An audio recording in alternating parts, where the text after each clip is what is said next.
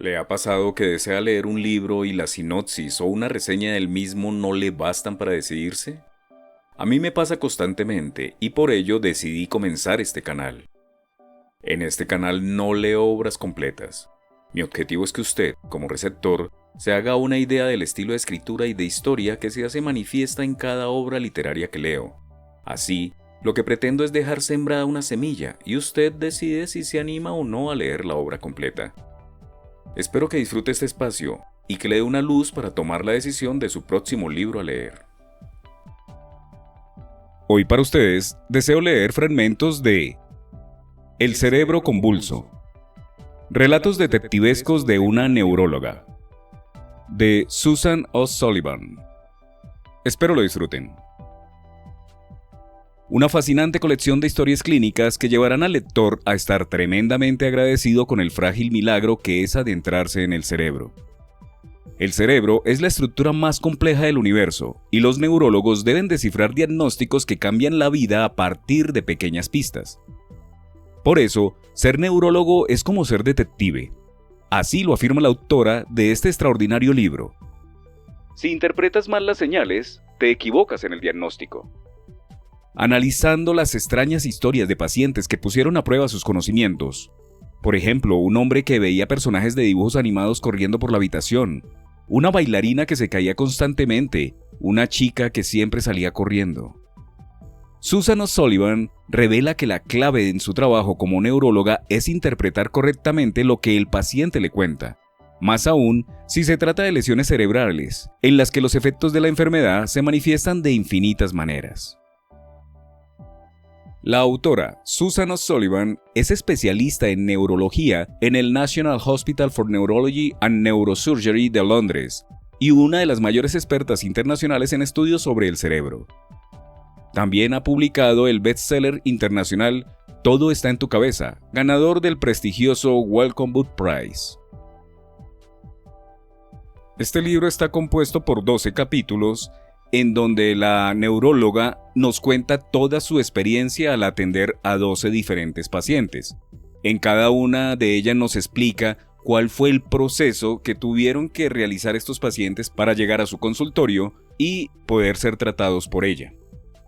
En cada uno de ellos nos va explicando cuáles eran los síntomas que tenían estas personas, cuáles eran las manifestaciones y los tratamientos que se le dieron. En algunos casos dieron resultados y en otros no.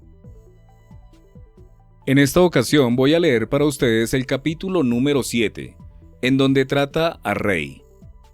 Realmente este capítulo es uno de los más sencillos en cuanto a los síntomas y los episodios que tenía el paciente, porque él solamente es de aquellas personas que en sus crisis manifiesta muchas groserías e insultos y escupitajos.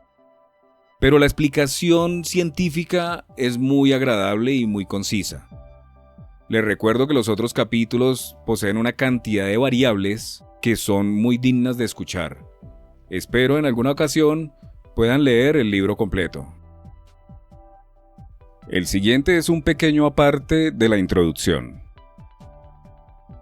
No recuerdo haber dudado nunca de que la neurología fuera la especialidad más indicada para mí. El sistema nervioso es una preciosidad, es intrincado. Nervios diminutos recorriendo las extremidades arriba y abajo y la médula espinal, comunicándose todos en una última instancia con el cerebro por medio de miles de millones de largos axones filiformes. Los nervios confluyen en algunos puntos y se distancian en otros, siguiendo todos un meticuloso patrón. Cada uno de ellos transporta su propio mensaje específico y recorre una ruta propia y previamente establecida. La complejidad de este proceso nos permite funcionar de un modo sumamente sofisticado. Cuando algo falla, esa misma complejidad significa que a menudo da la sensación de que la enfermedad neuronal tiene infinitas formas de manifestar sus síntomas. Con 1 centímetro más a la derecha o a la izquierda, el mismo tumor en la médula espinal o en el tronco del encéfalo o en el cerebro generará un panorama completamente distinto. Los estudiantes de medicina con frecuencia consideran intimidatoria a la neurología. Ir a un examen y encontrarte con un paciente que pierde peso, tiene atrofiados los músculos de la mano y un párpado caído puede plantear reticencias al estudiante medio de medicina. Para un joven neurólogo que ya se está versando en cómo están dispuestas las piezas del rompecabezas del sistema nervioso, ese mismo problema es de los fáciles. Y sabe que en la región del hombro, en lo alto del pulmón, se sitúa un haz de nervios. Entre ellos se encuentran algunos que se adentran en el brazo y uno que finalmente desemboca en el ojo. Un cáncer que se desarrolla en la parte alta del pulmón puede invadir ese haz de nervios, causando debilidad en la mano y en el párpado. El desafío de seguirle la pista a esta clase de señales y síntomas es exactamente lo que lleva a muchos neurólogos a escoger esta especialidad. Siendo estudiante de medicina, este proceso se me antojó tan desmoralizante como a cualquiera, pero también me intrigaba lo suficiente como para querer saber cómo se hacía. Actualmente trabajo como neuróloga especializada en el campo de la epilepsia. El siglo XXI ha traído consigo numerosas herramientas que me permiten interrogar a la función cerebral de mis pacientes. No obstante, la práctica de la neurología sigue siendo la misma. Sigue haciendo exactamente lo mismo que los pioneros: extrapolar a un diagnóstico el relato que me hace un paciente con los síntomas que padece. A partir de la descripción que hacen de su experiencia, yo me dirijo a un determinado lugar del cerebro. Interpreto historias. Los mapas de mis predecesores y la tecnología moderna han hecho que este proceso resulte mucho más preciso, pero los problemas de mis pacientes siguen desafiando el saber del que disponemos. No dejamos de aprender. Los síntomas de la enfermedad cerebral están tan abiertos a una infinidad de posibilidades tal que la búsqueda de respuestas está muy lejos de acabar. El alcance de los efectos de la enfermedad cerebral son tan enormes como el ámbito que abarca un cerebro sano. El diagnóstico neurológico consiste en resolver un rompecabezas, pero en realidad pocas veces se cuenta con todas las piezas. Te dan 10 piezas de un puzzle de 100 y a partir de esas piezas te piden que predigas cuál va a ser la imagen resultante. Incluso, a día de hoy nadie sabe cómo sería un mapa completo del cerebro, de modo que hay muchos rompecabezas que son del todo irresolubles. La piel de gallina no es ni de lejos el caso clínico más difícil que me he enfrentado. Ese fue solo el principio. En este libro compartiré las extrañas historias de algunas de las personas que han puesto a prueba mis conocimientos, a menudo hasta el extremo. El bedel de escuela estresado que sufría alucinaciones con una escena de cuento de hadas.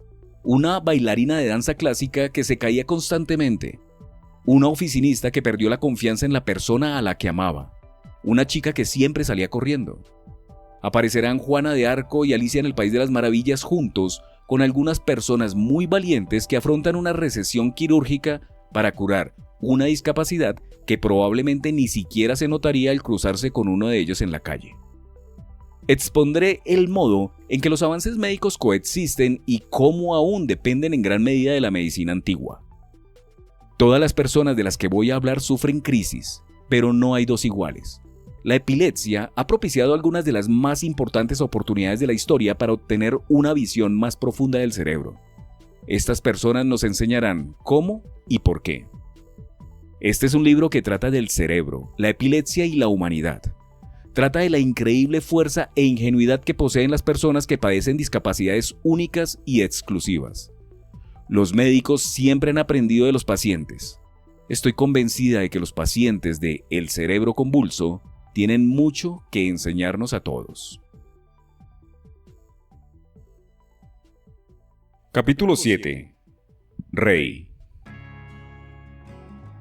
Rey y yo estábamos sentados uno al lado del otro en la oficina de videotelemetría, donde los técnicos y yo visionamos las grabaciones de las personas que han tenido una crisis. Rey llevaba 5 días impaciente en la unidad de monitorización. Había sido una semana de suerte. En ese corto periodo de tiempo, Rey tuvo 3 crisis. Los dos estábamos muy contentos. Las crisis de Rey nunca habían llegado a mejorar con la medicación. Algunas pastillas le iban bien, pero en verdad no habían cambiado mucho las cosas. Teníamos que ver las crisis para saber si había otra vía que pudiera serle de ayuda. No estoy seguro de querer verlo, dijo Rey. No tienes por qué. El video no se va a ir a ningún sitio. Mañana seguirá estando aquí. Tómate un poco más de tiempo para pensártelo. Grabo en video por lo menos a 6 personas a la semana. Sin embargo, podría contar con los dedos de una mano los que me han pedido ver su propio video. Y eso es algo que nunca he llegado a entender del todo. La mayoría de la gente que tiene crisis solo sabe lo que sucede por lo que le cuentan a sus familias.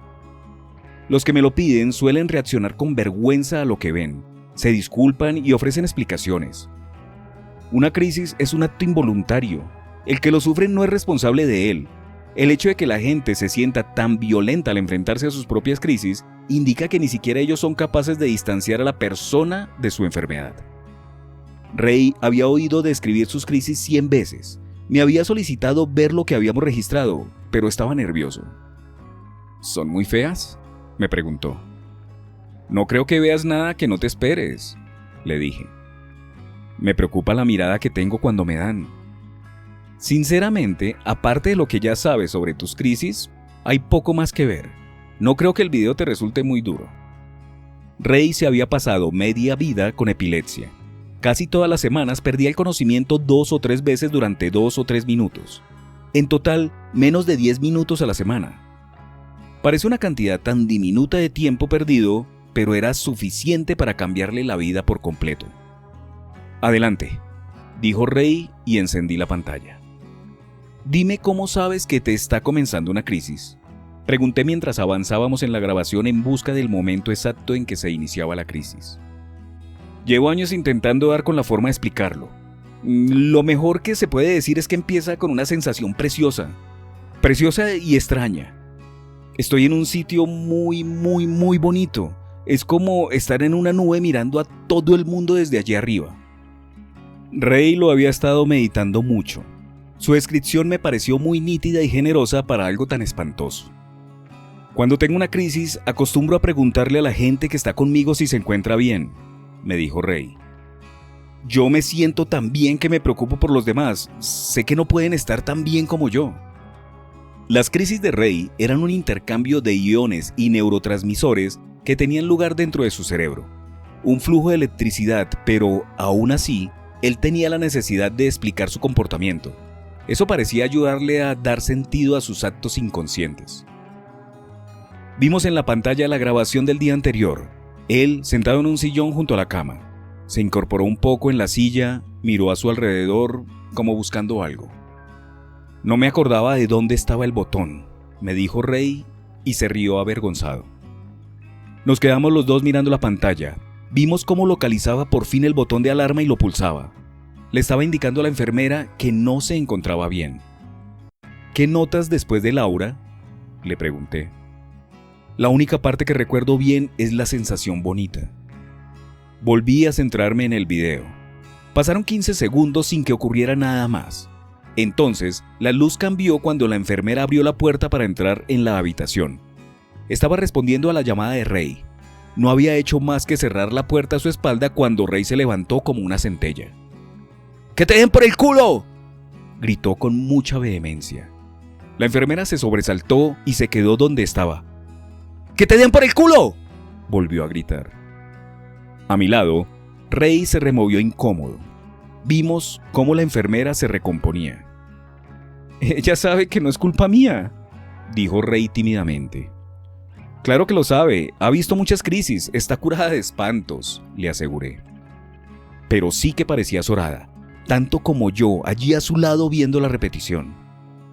«¿Recuerda la palabra fútbol?», dijo la enfermera, y empezó a avanzar hacia donde estaba Ray, de pie junto a la silla. «No recuerdo que dijera eso». Ray se volvió hacia mí y luego otra vez hacia el video. «¿Estás teniendo una crisis, Ray?», le preguntó la enfermera y los dos lo oímos responder claramente. «No lo sé, puede ser». «Eso tampoco lo recuerdo», me dijo Ray. Algunas veces, durante una crisis, el paciente contesta a preguntas como si estuviera completamente consciente. Pero el cerebro confundido no retiene lo que se ha dicho. Está en modo automático, interactuando sin sentido. He mantenido muchas conversaciones aparentemente normales con personas que están teniendo una crisis en ese momento o que acaban de tenerla y después no lo recuerdan bien. «¡Que te den por el culo, que te den por el culo, que te den por el culo!», volvió a gritar Ray. Entonces, formó un enorme salivazo blanco en la boca y se lo escupió a la enfermera. Ella retrocedió a toda prisa, inmediatamente. Ray escupió de nuevo y la enfermera se alejó aún más para que no la alcanzara. No le estoy escupiendo a ella, dijo Ray. Ya lo sabemos, no te preocupes. En las crisis pasan estas cosas. Continuó gritando y escupiendo. Bajé el volumen del video. Era desconcertante. Todavía se oía a la enfermera tratando de calmar a Ray. Lo hacía desde el lado opuesto de la habitación, manteniendo la distancia. Empezó a preguntarle por su nombre. Él no respondía. Probó a preguntarle la edad y la dirección. Él se limitó a decir, ¿estás bien? Como si creyera que ella era la persona que no lo estaba. ¡Que te den por el culo! ¡Que te den por el culo! Siguió con sus improperios y los escupitajos.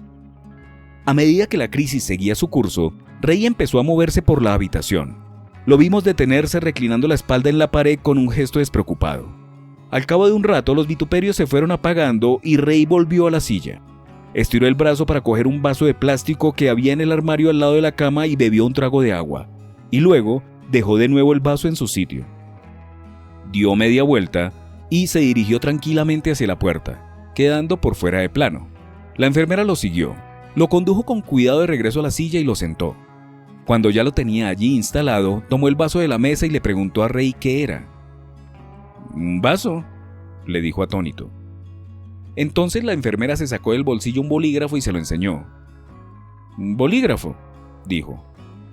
«¿Estás bien, Ray?», le preguntó. «Sí», dijo él. «¿Tú estás bien? ¿Sabes dónde estás?». «Sí». «¿Ya ha pasado?». «Sí». «¿Sabes que has tenido una crisis?». «¿Cómo?». «Sí». Cuando hubo quedado claro que lo peor de la crisis ya había pasado, la enfermera salió de la habitación para regresar al cabo de un minuto con 2 compañeras más. En cuanto la enfermera reapareció, Ray anunció alegremente: «Me parece que he tenido una crisis». «Lo sé, he estado aquí contigo mientras tanto», le dijo ella. «¿En serio?». Ray parecía sorprendido. «Sí, de principio a fin». «¿Y lo han grabado?». «Sí», dijo ella y Ray sonrió. Paré el video y conté el tiempo que había durado todo el episodio. 7 segundos a partir de Laura, la sensación bonita, hasta que pulsa el botón. 20 segundos más hasta que se levanta y la enfermera entra corriendo en la habitación. 40 segundos escupiendo y gritando. 30 segundos mirando por todas partes y bebiendo un trago de agua. 10 segundos más en los que Ray sale de la habitación y lo vuelven a llevar adentro. Otros 10 hasta que se recupera. 1 minuto y 57 segundos desde que empieza hasta que acaba. «No ha estado tan mal, ¿no?», dijo Ray cuando terminamos de verlo. «No, para nada», le aseguré. Ray empezó a tener crisis con 17 años. Yo lo conocí cuando tenía 30. Me contó cómo había empezado todo. «Estaba estudiando para los exámenes de los cursos avanzados cuando empecé a notar una sensación rara. Solo me pasaba si trabajaba demasiado. No sabría explicar bien cómo era». «¿Y fuiste al médico?». «No. Se lo conté a mi madre y ella me dijo que pensaba que era epilepsia. A mi madre le gusta pensar que sabe de medicina», rió. En esta ocasión su madre había acertado de pleno. Ray decidió no hacerle caso. Sabía que podía tener razón, pero no quería que me etiquetaran. Me encontraba tan bien, lo tenía controlado. Las primeras crisis de Ray no venían acompañadas de pérdida de conciencia. Solo eran una sensación. Nadie veía nada extraño. No lo ponían en evidencia ni le impedían hacer nada. Pero entonces cambiaron. Un día, a la sensación rara se le sumaron los escupitajos, los gritos y la confusión. Al principio hizo caso omiso. No quería reconocerlo. Cuando vi que seguía pasando, se lo conté a mi madre y ella me llevó al médico. Si le gusta lo que está escuchando, no deje de hacer clic en me gusta, suscribirse a mi canal y compartirlo con aquellas personas a quienes usted considere también les pueda interesar. Continuemos. El médico lo derivó al neurólogo y se confirmó el diagnóstico de epilepsia. Le prescribieron un tratamiento, pero no mejoró. No cabía duda acerca del diagnóstico. A Ray lo habían derivado a mi consulta para explorar nuevas vías de tratamiento, en concreto, la cirugía. «Te han enviado aquí para sopesar la opción de la cirugía. ¿Es lo que quieres?», le dije a Ray la primera vez que nos vimos. «Pues la verdad es que no», rió. «Bien, pero ¿quieres al menos que sondee las posibilidades?». Supongo que no hará daño a nadie, pero estoy convencido. Quiero que lo investigue, pero en realidad no quiero hacerlo. ¿Eso es posible? Desde luego. Podemos hacer las pruebas y averiguar qué probabilidades habría de que la cirugía sirviera de algo. Después, eres libre de decidir qué prefieres. Mi hermana es psicóloga y cree que debería hacérmela, y mi novia también. Al final la decisión es tuya. Yo no tengo ninguna duda de que deberías hacerte las pruebas. Tal vez los resultados nos faciliten la decisión. Cuando nos conocimos, Ray estaba sufriendo como mínimo una crisis por semana, a veces 2 o 3. Rara era la semana en que no tuviera ninguna. Ray es un optimista a pesar de la regularidad de sus crisis. Ray las toleraba bien. En una ocasión me contó que se consideraba una persona muy feliz. A mí también me lo parece. No es algo que la gente diga con sinceridad sobre sí misma. Ray también diría que la epilepsia le ha costado cara. En eso también estoy de acuerdo. Ray no fue a la universidad, algo que sin duda habría hecho de no haberse iniciado sus crisis en un momento tan determinante de su vida. Nuestra personalidad, nuestra inteligencia, nuestro temperamento, nuestra confianza se ponen en riesgo cuando padecemos una enfermedad cerebral. La discapacidad de la epilepsia no termina con las crisis. Ray es inteligente y su personalidad no se ha visto afectada, pero tiene la memoria muy débil. La memoria es muy vulnerable a los efectos de las crisis epilépticas. Estas tienen la capacidad de trastornar al cerebro hasta el punto de dificultar la fijación de los recuerdos e impedir su recuperación. Además, la patología subyacente que está causando las crisis puede afectar la memoria. Las crisis suelen brotar en los lóbulos temporales. Cualquiera que sea la enfermedad que se ha asentado allí puede provocar la epilepsia y el deterioro de la memoria. Por último, algunos medicamentos antiepilépticos afectan a la memoria. Casi todos aquellos que sufren crisis con regularidad se quejan de problemas de la memoria. Ray no manifiesta su discapacidad de forma física. El olvido y la volatilidad de sus crisis suponen para él un desafío que nadie sería capaz de adivinar con solo verlo. La verdad es que me hundió la confianza, me dijo. En el trabajo no aspiro a ascensos porque me preocupa estresarme demasiado y empezar a tener muchas crisis y que no pueda con ello. Una vez Ray tuvo una crisis en una entrevista de trabajo. Estaban a punto de ofrecerle el puesto cuando se le hizo de noche y al despertar, el entrevistador no estaba y tenía delante en la mesa un vaso de agua y una caja de pañuelos. Debe dar mucho miedo despertarse de una crisis estando con gente desconocida, le dije. Pues en realidad yo las prefiero cuando estoy solo con gente a la que no voy a volver a ver nunca más. Lo que odio es que las vea algún conocido. Creo que tengo suerte de vivir en Londres. La calle está llena de pirados haciendo cosas raras. Esos son los míos. A menudo Ray estaba con desconocidos cuando tenía una crisis. Como nunca se le había permitido conducir, muchas de sus crisis sucedían en el transporte público. Voy sentado en el metro y tengo alrededor a un grupo de gente y de repente me encuentro con otro montón de gente distinto, dijo.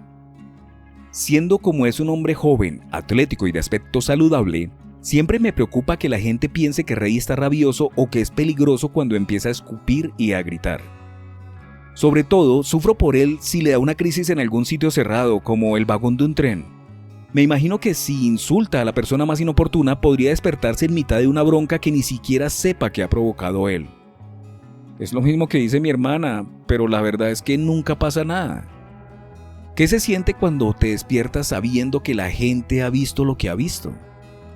Tengo la sensación de que me estoy dando cuenta a cámara lenta de que algo ha pasado. Cuando pasa esto, evito el contacto visual. Prefiero no enzarzarme.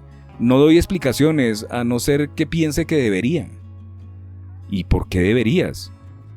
Pues si alguien está un poco nervioso. ¿Y suele pasar?, le pregunté. Pues no mucho. Una vez recuperé el conocimiento y había un hombre que no paraba de decir ¿qué quieres? ¿Qué quieres? Me pareció que a lo mejor estaba colérico. Creo que le había estado preguntando si estaba bien y pensó que tenía que contestar. Me largué y ya está. Esto es así. Sé que cualquiera que me vea tener una crisis ya no estará allí al cabo de 5 minutos y no volveré a verlo, así que ¿qué más da? Una vez una mujer me siguió. Dijo que sabía que era una crisis y que quería asegurarse de que me encontraba bien. He intentado sin éxito imaginarme cómo debe ser despertar de una crisis en público. Quedarme dormida en el autobús, que es lo más cerca que he estado de esa sensación. Ya es lo bastante horrible despertarse y no saber qué aspecto tenías mientras estabas dormida. Pero dormir es algo pasivo. Las crisis son activas.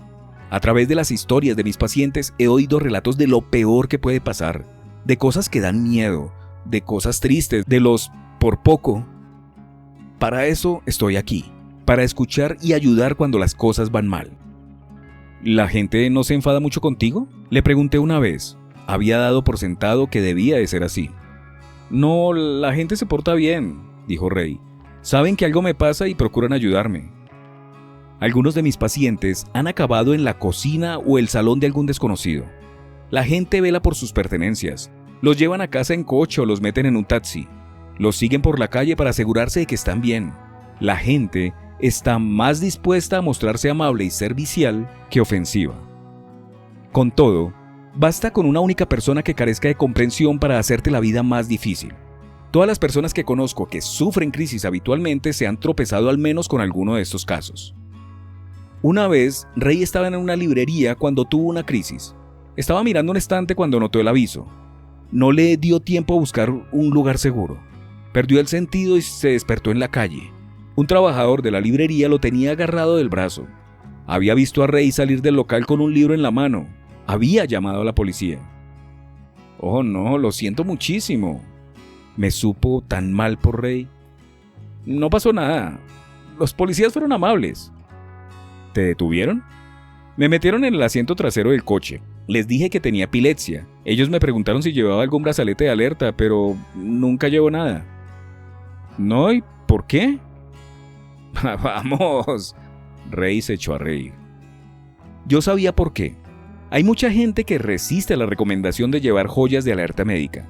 Yo les digo a los epilépticos que son personas normales, como todo el mundo, y lo son. Pero luego les pido que lleven algo encima que lance el mensaje de que son distintos. ¿Y entonces los policías te creyeron? Me preguntaron qué medicación tomaba y cuando vieron que les contestaba sin problemas, lo comprendieron. Me soltaron y se acabó. Supongo que no volverías a entrar a la tienda. No, pero al día siguiente los llamé. Pensé que tenía que disculparme. El dueño de la librería se enfadó muchísimo, no me creía. Creo que le molestó mucho que la policía me soltara así nomás. Estaba deseando decirle a Rey que dejara de disculparse.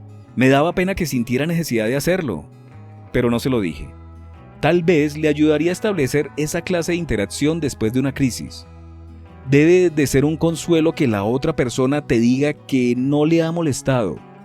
Si es así, debió de sentirse fatal al comprobar que el propietario de la librería reaccionaba de forma completamente opuesta. Por mucho que Rey insistiera en negarlo, yo creo que la reacción de los desconocidos sí que le importaba. Pero el mayor reto era cómo explicarles el diagnóstico a las personas que entraban a formar parte de su vida. Si se decantaba por no contárselo, entonces se arriesgaba a que lo descubrieran de forma particularmente intensa. Si no lo contaba, podía encontrarse en la tesitura de que empezaran a tratarlo de un modo distinto. Esto valía tanto para un contexto más formal como el de amistades, el del trabajo, como para uno más informal como el de las relaciones de pareja. En el primer caso, en cierto sentido resultaba más fácil. Las normas marcan los límites. No hables de tu historial médico en la entrevista, les digo a mis pacientes. Cuando te hayan ofrecido el trabajo, te harán una revisión para evaluar tu idoneidad para el puesto, y es entonces cuando tienes que mencionarlo. A Rey lo contrataron para un puesto en la industria de la publicidad, cuando tenía poco más de 20 años. Lleva años en el mismo trabajo, le gusta, es creativo, la gente es interesante, sus compañeros son agradables y solidarios. No le plantea ningún reto, y eso es bueno, pero también es malo. Rey me ha dicho que muchas veces quiere buscar otro empleo. Sus compañeros han ido entrando y saliendo, negociando un ascenso en la escalera de su carrera. Rey considera que se ha quedado anclado en los últimos peldaños de esa escalera. Le conté a mi jefe lo de la crisis en cuanto conseguí el trabajo. No le importó en lo absoluto, pero la primera vez que me vio tener una se puso literalmente blanco. Al cabo de unos meses, cuando ya nos conocíamos un poco más, se disculpó conmigo por la cara de espanto que había puesto.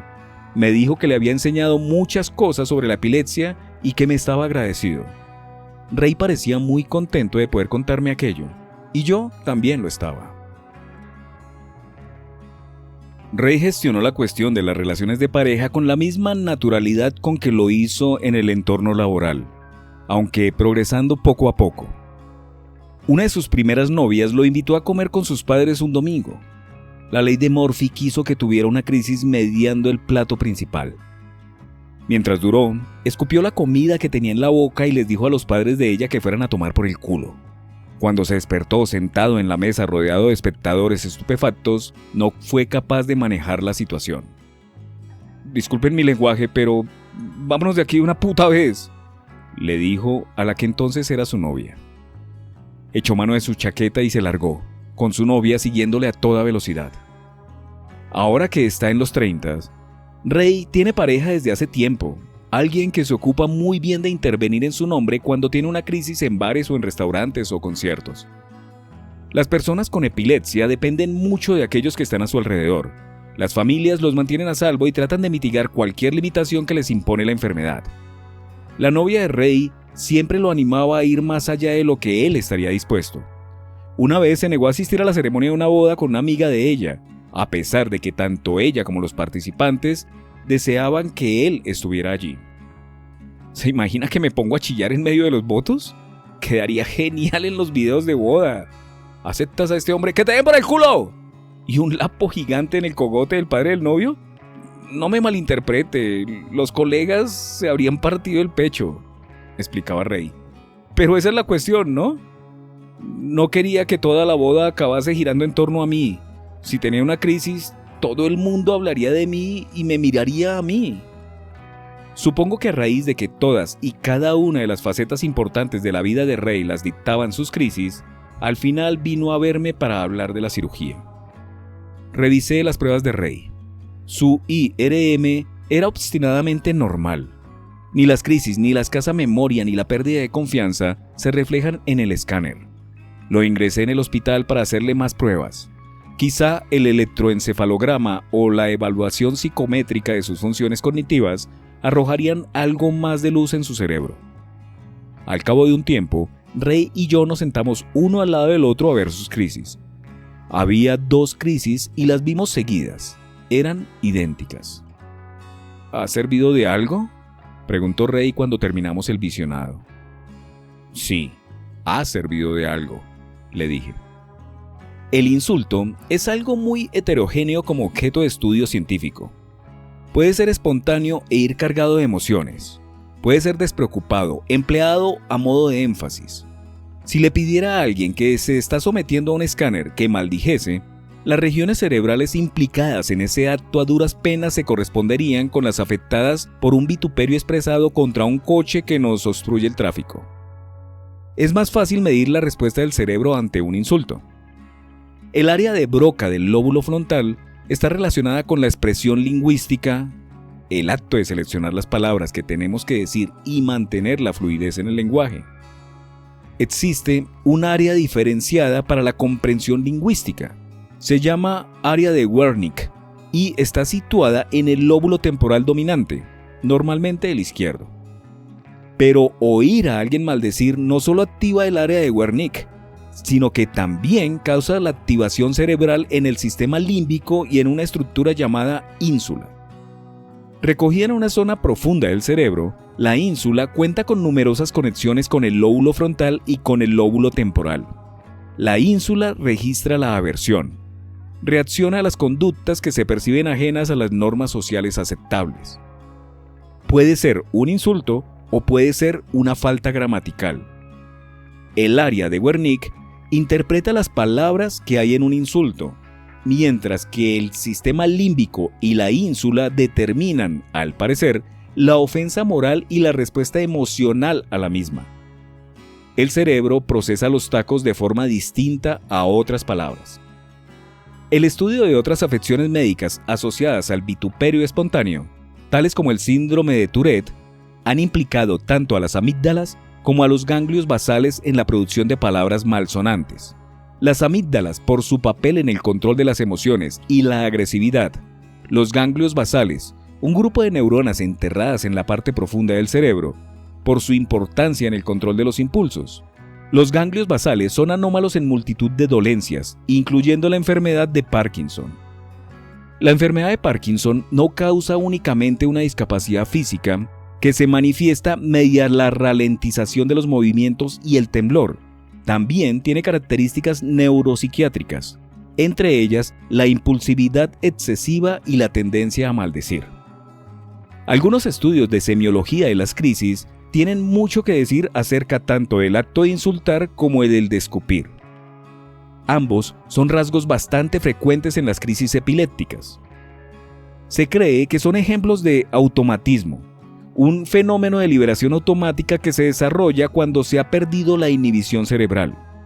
Si maldecir es una desinhibición automática del discurso, esto indica que el hemisferio que domina el lenguaje está relativamente a salvo de la crisis, lo que sugiere que la crisis se está iniciando en el hemisferio no dominante, cosa que para la mayoría de nosotros es acertado. El acto de escupir es más difícil de entender, pero no deja de ser un reconocido síntoma de las crisis. Algunos estudios de semiología lo relacionan con las crisis del lóbulo temporal derecho. ¿Por qué es más probable escupir cuando las crisis brotan del lóbulo temporal derecho que cuando lo hacen del izquierdo? No tengo idea. El cerebro tiene mente propia. Y Rey hacía otra cosa durante sus crisis que para los no iniciados podría parecer incidental. Era algo corriente, pero no podía ser una coincidencia, porque se trata de otro rasgo muy característico de las crisis epilépticas. Bebía un trago de agua. Se dan muchas conductas comunes como esa que resultan de gran utilidad para lateralizar y localizar las particularidades de una crisis. Limpiarse la nariz, toser, removerse, masticar, parpadear. Cada uno de esos actos, al igual que beber, son indicadores en el mapa semiológico de la crisis del cerebro. En el caso de beber, es nuevamente el lóbulo temporal derecho el que está implicado. Las señales apuntan con insistencia hacia el lóbulo temporal derecho, pero dado que el escáner de Rey era normal, necesitábamos muchos más indicadores para poder estar seguros, aunque, de hecho, al relatarme su historia, Rey ya me había dado otra pista. Empezaba con una sensación preciosa. Éxtasis fue la palabra con la que Rey me la describió en una ocasión. Dostoyevsky era epiléptico y se decía que experimentaba auras extáticas. Se rumoreaba que estas auras fueron la inspiración para el personaje del príncipe Mishkin en El idiota. Las auras estáticas han propiciado el vínculo de la epilepsia con las experiencias religiosas y místicas. Los neurólogos han desarrollado una antigua afición por hacer diagnósticos retroactivos de enfermedades neuronales a personajes históricos. A la edad de 13 años, Juana de Arco empezó a experimentar alucinaciones varias veces al día. Existe un trastorno llamado síndrome de Geschwin, que asocia las crisis del lóbulo temporal con una personalidad hiperreligiosa. Dado que tanto la religiosidad como las alucinaciones son síntomas potenciales de una crisis, estudios recientes han especulado con la hipótesis de que la historia de Juana de Arco pudiera considerarse epilepsia. La visión estática de un hombre alado que tuvo de San Francisco de Asís se ha explicado del mismo modo. Pero a mi juicio, la extraña y hermosa aura de Rey no tenía ningún significado espiritual, era puramente anatómica. No hay un consenso absoluto en cuanto a qué parte de la corteza, al recibir un estímulo eléctrico, produce esa sensación de euforia. Si le gusta lo que está escuchando, no deje de hacer clic en me gusta, suscribirse a mi canal y compartirlo con aquellas personas a quienes usted considere también les pueda interesar. Continuemos. No obstante, determinadas áreas cerebrales se han visto implicadas con más frecuencia que otras, concretamente el lóbulo temporal medial y la ínsula. ¿El lóbulo temporal derecho?, pensé cuando vi el video de Rey. No contaba con la corroboración de la imagen radiomagnética a mis sospechas, pero sí con señales clínicas consistentes, todas compatibles. Tenía la esperanza de que el electroencefalograma viniera a respaldar mi teoría aún con más fuerza. Minimicé la ventana del video para poder observar las ondas cerebrales. La primera crisis apareció en forma de un patrón de espiga maravillosamente revelador, marcando las líneas A2, T4 y F8, el triángulo ubicado encima de la parte del lóbulo temporal derecho que mejor representa las estructuras límbicas. Había una segunda crisis que revisar. ¿O no? Y una tercera. Lo que vi me llevó a pronunciar improperios de mi propia cosecha. Estas dos últimas crisis iniciaban en la descarga precisamente en el lugar donde no quería que estuvieran, la A1, la T3 y la F7. Los escupitajos y las maldiciones parecían iguales en todas ellas, pero la anomalía en las ondas cerebrales indicaba que la primera crisis partía de la región temporal derecha y las otras dos de la izquierda. Cuando me licencié en medicina, nunca se hubieran investigado las opciones de alguien como Ray, con una epilepsia sin causa conocida y un TAC normal para someterse a una cirugía. Me echo años encima cada vez que admito que en aquel entonces los electroencefalogramas se grababan en papel, en un rollo larguísimo que no admitía posibilidad alguna de manipulación de datos una vez pasado el momento. Los registros digitales se pueden reconfigurar hasta el infinito, lo que permite visualizar los datos en otro orden o situación. Las imágenes radiomagnéticas tienen muchas ventajas con respecto a los TAC. No emiten una misma peligrosa radiación, de modo que, en caso de necesidad, se puede repetir varias veces sin riesgo alguno. El cerebro se puede observar desde múltiples ángulos y en diversas ocasiones. Con todo, por muchos avances tecnológicos que tengamos al alcance de la mano, al final no todo el mundo tiene respuestas y no todas las respuestas son correctas. Los escáneres y los electroencefalogramas no aportan otra cosa que una orientación, no son más que sombras chinas. Hay más incertidumbre en el proceso de rastreo de las crisis que he ido esquivando. Tanto las señales clínicas como los resultados de los EEG no son nada fiables. Existen partes del cerebro que permanecen clínicamente mudas. Si la crisis se inicia en una de esas partes, podría no emitir ninguna señal clínica clara hasta alcanzar alguna otra zona del cerebro más ruidosa. Así las cosas, lo que verdaderamente se observa en las crisis es más una representación de hacia dónde se ha propagado y no tanto el lugar desde el cual ha partido inicialmente. Del mismo modo, la descarga del EEG puede haber surgido en una parte oculta del cerebro, y quizá lo que veo en el registro no sea más que su primera aparición en la superficie. Ninguna prueba en sí misma es concluyente. Para poder confiar en ellas, tienen que apuntar todas en la misma dirección. E incluso en ese caso, cuando todas las señales coinciden, una tercera parte de las veces son erróneas. Una persona como Maya, que tiene una lesión visible en el escáner y todas las pruebas concuerdan con esa lesión, solo tiene un 70% de probabilidades de que la cirugía libere totalmente esas crisis. Esto significa que las pruebas nos pueden desorientar en un 30% de los casos. Cuando terminamos de ver su video, le expliqué a Ray que los resultados son contradictorios. Aunque todas sus crisis parecían idénticas, el EEG decía que una de ellas afloraba en el lóbulo temporal derecho y otras dos en el izquierdo.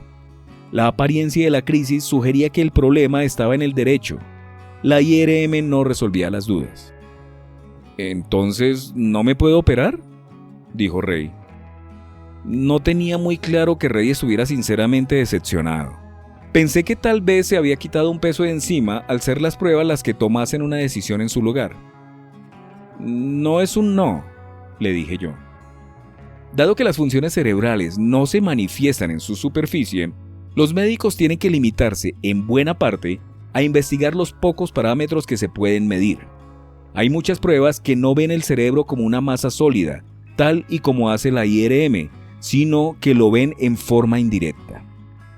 El cerebro recibe el 50% de la sangre que bombea el corazón. Un complejo sistema de arterias provee al cerebro de glucosa, oxígeno y nutrientes. El cerebro necesita 3 mililitros de oxígeno por cada 100 gramos de tejido por minuto. El cerebro es un ávido consumidor de glucosa. Mediante la observación del riego sanguíneo y del consumo de glucosa del cerebro, podemos obtener más información acerca de su estado de salud. Un área inactiva del cerebro utiliza menos oxígeno y glucosa. Un área inactiva del cerebro recibe un menor riego sanguíneo. Investigar lo que falta es como ver los espacios en negativo del cerebro. Si todavía quieres seguir adelante, tengo que programar más pruebas, le dije a Ray. Tengo más o menos claro en qué lugar del cerebro está el problema, pero necesito más indicios. ¿Quién se dejaría rebanar un trozo de cerebro después de oír una afirmación tan vaga? Ray accedió a seguir adelante con las pruebas.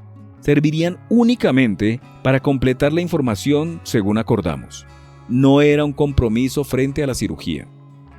Solicité una PET, tomografía por emisión de positrones. En esta prueba le inyectarían a Rey por vía intravenosa un compuesto de glucosa radioactivo. Este compuesto se extendería por su cuerpo hasta cualquier área que utilice la glucosa. El escáner detecta la radiación que emite la sustancia, creando un mapa de color que distingue las áreas con un elevado consumo de glucosa de aquellos con bajo consumo. Cualquier zona del cerebro que muestre una mancha relativamente oscura se considerará tejido enfermo. En el caso de Rey, la mancha oscura se localizó en el lóbulo temporal derecho. Seguidamente, envié a Rey a hacerse un SPET, que son las siglas en inglés de tomografía computarizada de emisión monofotónica. El SPET se hizo cuando Rey estaba bien y se programó otro para que se hiciera cuando Rey estuviera sufriendo una crisis. Esto último es tan complicado como suena. Implica que tiene que haber una enfermera a menos de medio metro de la camilla del paciente y además requiere de grandes dosis de suerte. La enfermera está allí para inyectarle el trazador en cuanto se presente el aura. Durante una crisis, la sangre invade la zona eléctricamente activa del cerebro. Por lo tanto, el SPET seguiría la sangre cuando se concentre a toda prisa en el punto de inicio de la crisis de Rey. Su SPET apuntaba a una zona del lóbulo temporal derecho. Menos abrirle el cráneo, habíamos examinado el cerebro de Rey por todos los medios conocidos. Estructuralmente, eléctricamente, en función del consumo de glucosa, en función del flujo sanguíneo. Estuve debatiendo los pormenores de las pruebas de Rey en la reunión multidisciplinar del hospital y todo el equipo me dio su punto de vista. Después me vi con Rey para informarle de lo que se había comentado. Rey había acudido a la cita con Rona, su novia. Bueno, teniendo en cuenta el video de la crisis, me parece bastante claro que el problema surge en el lóbulo temporal derecho. ¿Los demás médicos están de acuerdo?, le dije. Vale. Rey estaba indeciso. Y el PET y el SPET confirman esta hipótesis. Ambos muestran anomalías en el lóbulo temporal derecho. Bien. Las pruebas de memoria indican que tu memoria visual es muy débil, así que esa parte del lóbulo temporal derecho no pone mucho de su parte. Eso ya lo sabías, naturalmente. Sí, siempre he tenido una memoria horrible. La memoria verbal está sana. Eso también es bueno y es otra señal más que apunta al lóbulo temporal derecho. Vale, dijo Rey. Estoy esperando el pero. Sin embargo, el EEG muestra una anomalía en el lóbulo temporal derecho y en el lóbulo temporal izquierdo en distintas crisis, y la IRM es completamente normal. ¿Y eso significa un no o un quizá?, preguntó Rona, su novia. Significa que hay buenos motivos para sospechar que las crisis provienen del lóbulo temporal derecho, pero que no podemos estar seguros al 100%. Además, el lóbulo temporal derecho es muy grande. La cirujana no lo va a extirpar entero, solo una parte. Cuando el escáner es normal, cuesta determinar qué parte hay que retirar. Entonces, ¿es un callejón sin salida?, preguntó Rey. Dudé. No, un callejón sin salida no, pero hay que hacer algo más para afinar esto. Eliminar un trozo de cerebro que en el escáner parece estar sano es una decisión muy trascendente. Tú no querrías hacértelo y la cirujana tampoco. Necesitamos más indicios para confirmar qué es lo más adecuado. Para conseguir esos indicios tendrías que hacerte un EEG intracraneal. De momento, hemos estrechado el cerco al área que hay que operar, pero tenemos que confirmar que las suposiciones son correctas y también concretar todavía más la sección del lóbulo temporal derecho a tratar. Para hacerlo, se abre una parte del cráneo y se coloca una cantidad reducida de electrodos esterilizados directamente sobre la superficie del lóbulo temporal derecho. Entonces, esperamos a que tengas otra crisis. Es como volver a hacerte la videotelemetría, pero esta vez grabando directamente desde el cerebro, sin las interferencias de los músculos y el cráneo. La cirujana puede ubicar los electrodos en partes del cerebro que los electrodos del cuero cabelludo no pueden ver. ¿Una operación antes de la operación? Sí, exacto. ¿Cuáles son los riesgos de ponerme electrodos en el cerebro? Estamos colocando un objeto extraño en la superficie del cerebro, así que hay riesgo de infección. También cabe la posibilidad de sufrir un infarto. Si sucediera cualquiera de esas cosas, obviamente sería muy grave. Por supuesto que los cirujanos realizan esta operación con mucha frecuencia. Tienen mucha experiencia, de manera que la probabilidad de que se produzcan complicaciones serias es muy baja. En todo caso, no se puede garantizar el éxito. Pero si da resultado, ¿esto nos lleva a la cirugía?, preguntó Rona. Solo si nos dice lo que queremos saber. Si muestra una descarga eléctrica muy específica y en el lóbulo temporal derecho, suponiendo que quieras hacerlo, podemos ir a quirófano. Si no nos da el foco claro en el lóbulo temporal derecho, entonces querrá decir que en esas condiciones no podemos operar. Si antes me había parecido que Rey vacilaba, ahora su semblante lo dejaba muy claro. ¿Me opero para planificar una operación que a lo mejor no se puede hacer? Sí. El equipo multidisciplinar considera que si te hacías el estudio de eje intracraneal, habría una probabilidad del 70% de ir a quirófano. Luego, si hacían la operación, esta tendría el orden del 40% de probabilidades de que desaparezcan las crisis. Así que nos enfrentamos a un escaso 30% de probabilidades de que la cirujana te cure la epilepsia. Todo esto son estimaciones, desde luego. O sea, un 30% de opciones de que me someta a la cirugía intracraneal y no llegue ni siquiera a la fase quirúrgica. Sí, eso me temo. ¿Y un tercio de probabilidades de que me cure al final de todo el asunto? Sí. Me rapan la mitad de la cabeza y me cortan un cacho de cerebro, una semana en el hospital y meses de baja laboral, y 2 posibilidades entre 3 de que no mejore nada. Así está la cosa más o menos. El corte de pelo es gratis. Ay, también podría acabar peor de lo que estoy. Podría tener un infarto y que me quede vegetal. Hay grandes riesgos, pero son improbables. La consecuencia negativa más probable es que no funcione. Pero recuerda el motivo inicial por el cual estamos barajando esta opción. Estás teniendo crisis todas las semanas. Hasta ahora no ha habido que lamentar daños, pero si continúas así, puede suceder en el futuro. Además, tu memoria es susceptible de ir deteriorándose con cada crisis, o podrías desarrollar nuevas crisis en otras zonas del cerebro. Si eso ocurre, ya no se podría recurrir a la cirugía. Por eso lo hacemos ahora que estás bien. No quiero esperar hasta que estés peor y que entonces sea demasiado tarde. Rey miró a Rona. No sé cómo se supone que tengo que tomar esta decisión, dijo él. Me encuentro demasiado bien como para meterme en todo este lío.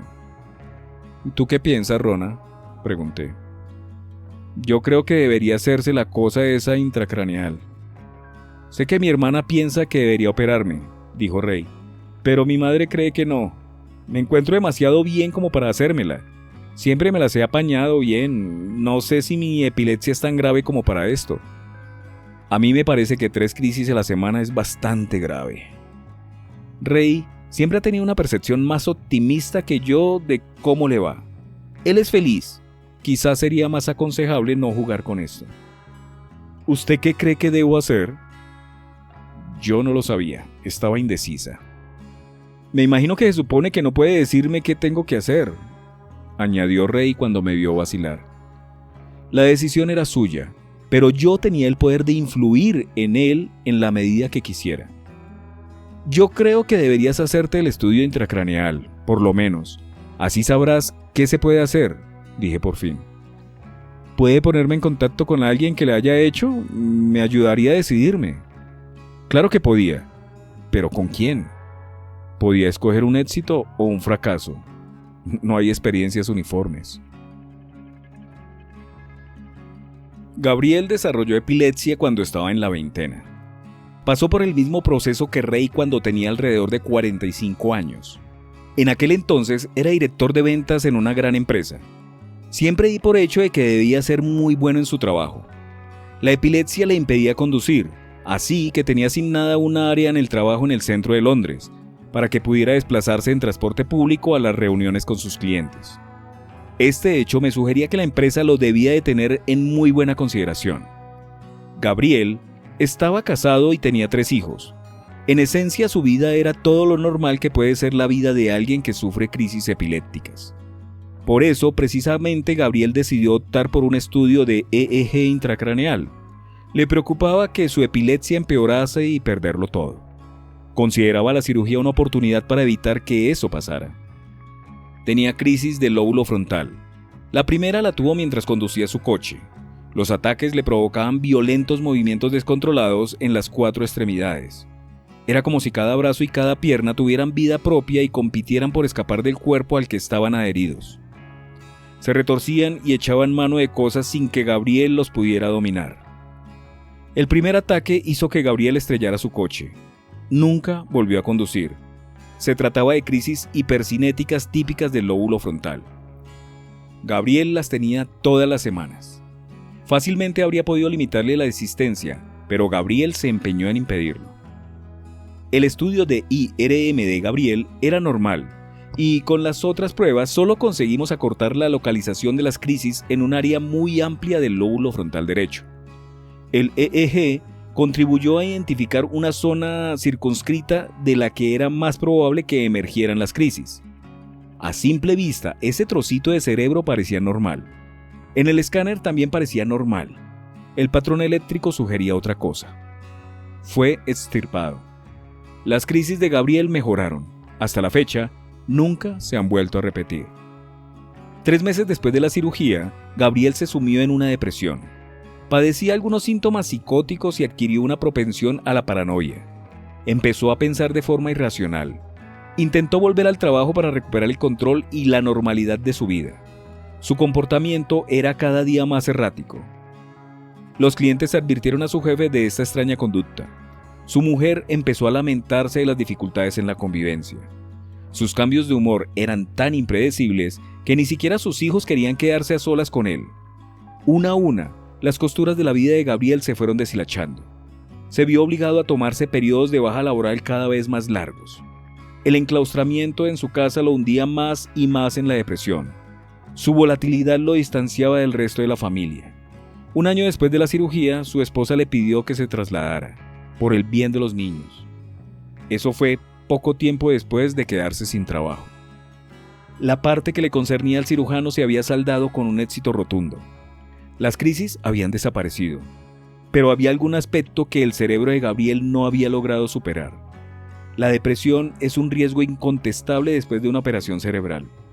Las visitas al psiquiatra previas a la intervención ayudan a preparar al paciente para este tipo de eventualidades, pero no las previene.